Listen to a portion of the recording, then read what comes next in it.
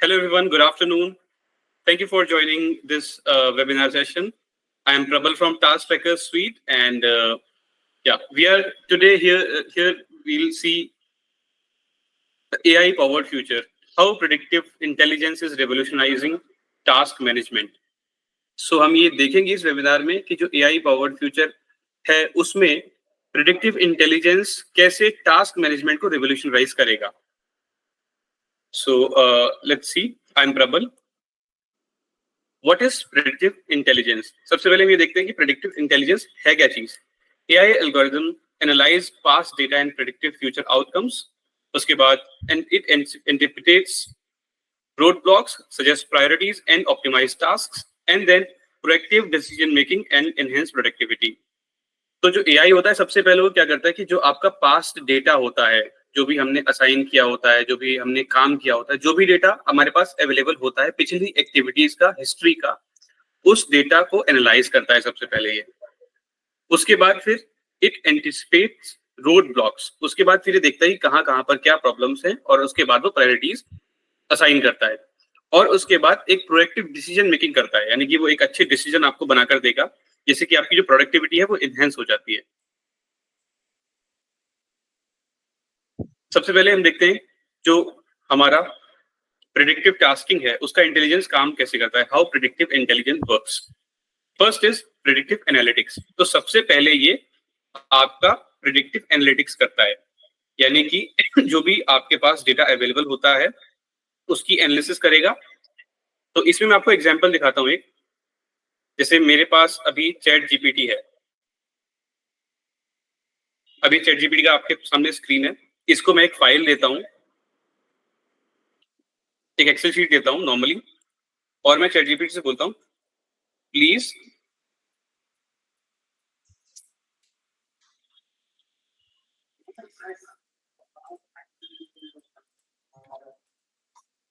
Analyse this client data. तो अब AI beyond just correcting grammatical mistakes. तो अभी हम क्या है, एआई को यूज करते हैं अपनी ग्रामेटिकल मिस्टेक्स को, लेटर्स लिखने के लिए, एप्लीकेशंस लिखने के लिए, या फिर मेल्स वगैरह को ठीक लिखने के लिए. बट एआई का जो यूज है वो हम इससे कई गुना ज्यादा भी कर सकते हैं. तो हम देखते हैं कि इसने हमें कुछ इनसाइट्स निकाल के दिए हैं. तो इसने हमें बताया कि Excel file contains monthly client collection data across following sheets ranging from April 2023 to March 2025. अब इस डेटा के कलेक्शन के बेस पर अब मैं इससे कुछ क्वेश्चंस और पूछ सकता हूं.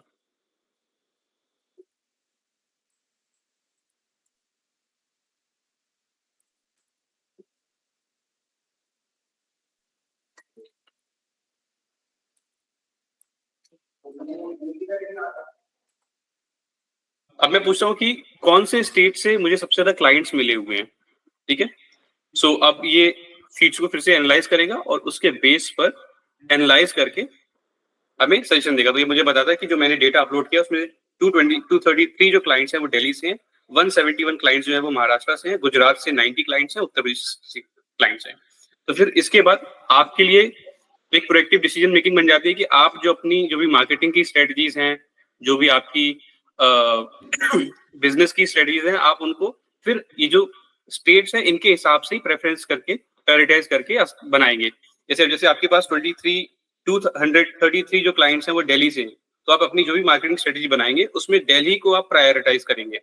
ठीक है, महाराष्ट्र को प्रायोरिटाइज करेंगे. और आपको पता है कि और स्टेट से जब आपके पास ज्यादा कस्टमर्स नहीं आ रहे हैं तो फिर आप उन पर जो एक्स्ट्रा फोकस कर रहे हैं, जो जितनी रिक्वायरमेंट नहीं है, वो आप जो सही स्टेट है वहां पर जब फोकस करेंगे तो फिर आपकी जो प्रोडक्टिविटी है, जो आपकी सेल्स है, जो आपके पास जो एंगेजमेंट है, ट्रैक्शन है, उसमें इंप्रूवमेंट होगा. सो ये एक एग्जाम्पल हुआ है प्रेडिक्टिव एनालिटिक्स का, और इसी बेसिस पर आप इसमें इनसाइट्स भी निकाल सकते हैं. एआई का जो यूज है वो इससे भी और ज्यादा है. एआई आपको रिस्क मैनेजमेंट में भी हेल्प करता है. तो इसके बाद अगर आप तीसरा यहाँ पर एग्जाम्पल देखेंगे तो वह है रिस्क मैनेजमेंट. रिस्क मैनेजमेंट में कैसे आपकी हेल्प करता है?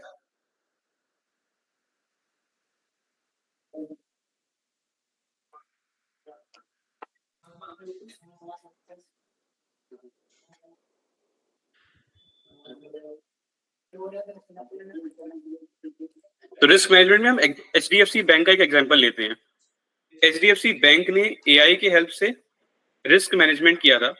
उसमें एचडीएफसी बैंक के पास जो लोन्स जो डिस्ट्रीब्यूट करते थे वो लोन्स में प्राइमरीली क्या होता था कि उनके जो लोन के डिफॉल्टर्स थे वो ट्रैक करना, क्योंकि लोन जब आपसे कोई भी कस्टमर ले रहा है, आपको लोन देने से पहले नहीं पता कि वो आपका लोन रीपे करेगा या नहीं करेगा, बट कहीं ना कहीं उसने किसी और कंपनी से लोन लिया होगा या फिर उसका जो प्रीवियस का जो डेटा होगा, अगर वो आपके पास सेव्ड है तो फिर उसमें आपको हेल्प मिल सकती है।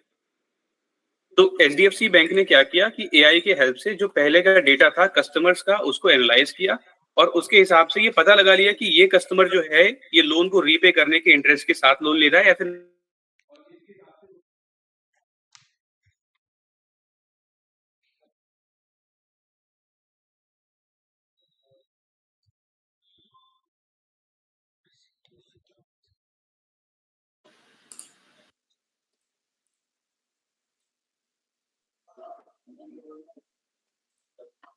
फिर एचडीएफसी ने उन्हीं लोगों को लोन दिया जो लोग लोन रीपेमेंट के इंटरेस्ट के साथ थे।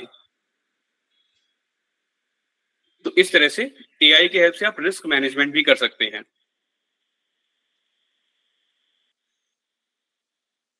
हम और भी कुछ केस स्टडीज को लेते हैं। तो रियल वर्ल्ड यूज केस में आईबीएम वॉटसन जो कंपनी है, उसने प्रेडिक्टिव इंटेलिजेंस का यूज कंस्ट्रक्शन मैनेजमेंट में किया था। उन्होंने अपने डेटा को एनालाइज किया और जो प्रेडिक्टेड जो डिलेज थे उनके, जो कुछ भी उन्हें लगता था कि कहां पर डिले हो जाएगा, वो एआई ने अपने आप ही प्रेडिक्ट कर दिए और उनका जो कॉस्ट ओवररन था वो भी एआई के थ्रू उनको पता लग गया। एआई की हेल्प से उन्होंने डिसीजन मेकिंग को इम्प्रूव कर लिया। उसके बाद हम देखते हैं टेली ट्रैकिंग का। टेली ट्रैकिंग ने एआई को हॉस्पिटल्स के बेड मैनेजमेंट में इंप्लीमेंट किया था और इसमें जो पेशेंट का जो कोऑर्डिनेशन था और जो कॉस्ट था, जो कॉस्ट थी वो कम हो गई, पेशेंट का जो कोऑर्डिनेशन था पेशेंट के साथ वो बढ़ गया और इससे उनको टोटल ओवरऑल हेल्प क्या हुई, उन्हें 2.1 मिलियन पाउंड्स में एनुअल सेविंग्स हो गई। अब हम इसके की बेनिफिट्स देखते हैं कि हमारे बिजनेस के लिए एआई के फॉरवर्ड मार्केटिंग या फिर टास्क मैनेजमेंट के क्या क्या बेनिफिट्स हैं। तो स्मार्टर टास्क एलोकेशन, आप सबसे पहले तो बहुत ही अच्छे तरह से बहुत ही स्मार्टली टास्क असाइन कर पाते हैं in comparison to existing methods. उसके बाद एनहेंस प्रोडक्टिविटी, आपकी जो प्रोडक्टिविटी है वो एनहेंस हो जाती है।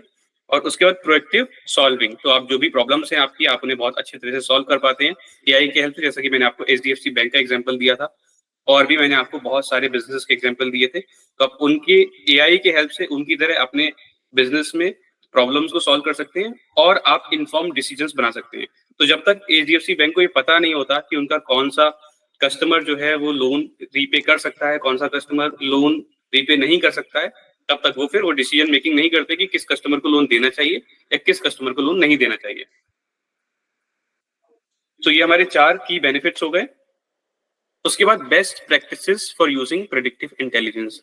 अब मैंने आपको ये तो बता दिया कि आपके लिए फायदेमंद है, बट ये आप इसे इंप्लीमेंट कैसे करेंगे। तो the very first practice is to regularise the data input for accurate predictions. सबसे पहले कंप्यूटर का जो मेन एआई का जो मेन कंसेप्ट है वो है डेटा इन डेटा आउट। ठीक है, इसके साथ इसका सिमिलर एक कंसेप्ट है गार्बेज इन गार्बेज आउट।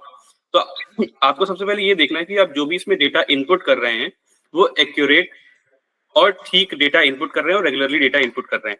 अगर आप इसमें गलत डेटा इनपुट करेंगे या फिर आप रेगुलरली डेटा इनपुट नहीं करेंगे, तब इसका जो मॉडल है वो उतना इम्प्रूव काम नहीं करेगा और उससे आपको उतना ज्यादा बेनिफिट नहीं मिल पाएगा। सो बेस्ट प्रैक्टिस आपकी ये रहेगी कि you should regularise the data input for accurate predictions. आप जितने भी चीजें कर रहे हैं आप सब में एआई को इन्वॉल्व कीजिए और आप जो भी डेटा है उसको जरूर एआई पर डालिए।